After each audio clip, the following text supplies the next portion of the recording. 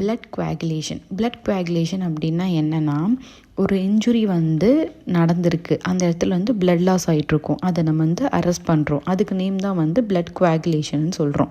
ஓகேவா?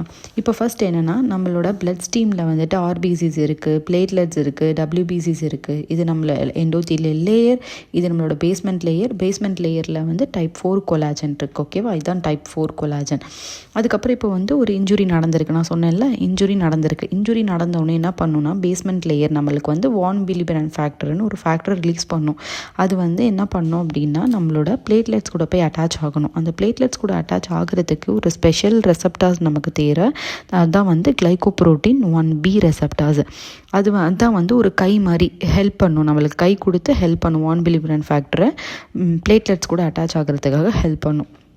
இப்போ அதோட நேம் என்னென்னா பிளேட்லெட்ஸ் அதீஷன் சொல்கிறோம். அட்டாச்மெண்ட் ஆன உடனே என்ன பண்ணணும், இப்போ பிளேட்லெட்ஸ் ஆக்டிவேஷன் ஆகணும். பிளேட்லெட்ஸ் ஆக்டிவேட் ஆகும்போது என்ன நடக்கும் அப்படின்னா, நம்மளுக்கு ஆல்ஃபா கிரானியூல்ஸ், டென்ஸ் கிரானியூல்ஸ்ன்னு 2 கிரானியூல்ஸ் இருக்குது பிளேட்லெட்ஸில். அது ரெண்டுமே ரிலீஸ் ஆகும்.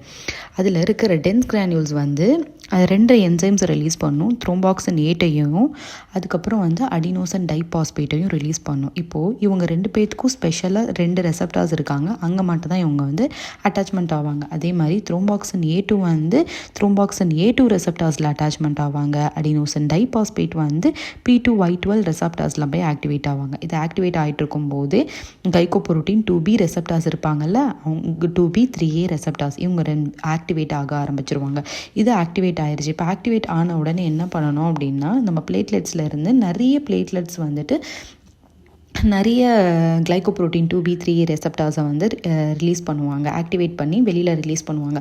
அதே மாதிரி எல்லா பிளேட்லெட்ஸ் கூடயும் வெளியில் ரிலீஸ் ஆயிடுச்சு. பட் இவங்களுக்கு ஒரு ஸ்பெஷல் ஒரு ப்ராடக்ட் தேவை. அந்த ப்ராடக்ட் இருந்தால் மட்டும் தான் அவங்க அட்டாச்மெண்ட் ஆவாங்க. அப்படி அந்த அட்டாச்மெண்ட் ஆனால் தான் நம்ம என்ன நடக்கும், நம்ம பிரேக் டவுன் ஆகிருக்குல்ல, நம்ம லேயரில் போயிட்டு நம்ம ஃபில் பண்ண முடியும். அதை நம்மளுக்கு யார் அப்படின்னா அந்த ஃபைப்ரின்.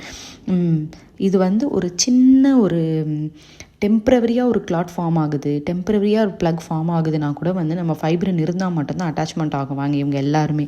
அதே மாதிரி இப்போ ஃபைப்ரின் வந்துருச்சு, ஃபைப்ரின் வந்தோடனே எல்லாருமே அட்டாச்மெண்ட் நடந்துச்சு. இந்த அட்டாச்மெண்ட் நடந்தோடனே எல்லாருமே இந்த இன்ஜுரி ஆகிருக்கிற இடத்துல போய் பிளேஸ்மெண்ட் ஆன உடனே என்ன ஆகும், பிளட் ஸ்டாப் ஆயிரும். இதுதான் இந்த ப்ராசஸ்க்கு நேம் தான் பிளட் குவாகுலேஷன் சொல்கிறோம்.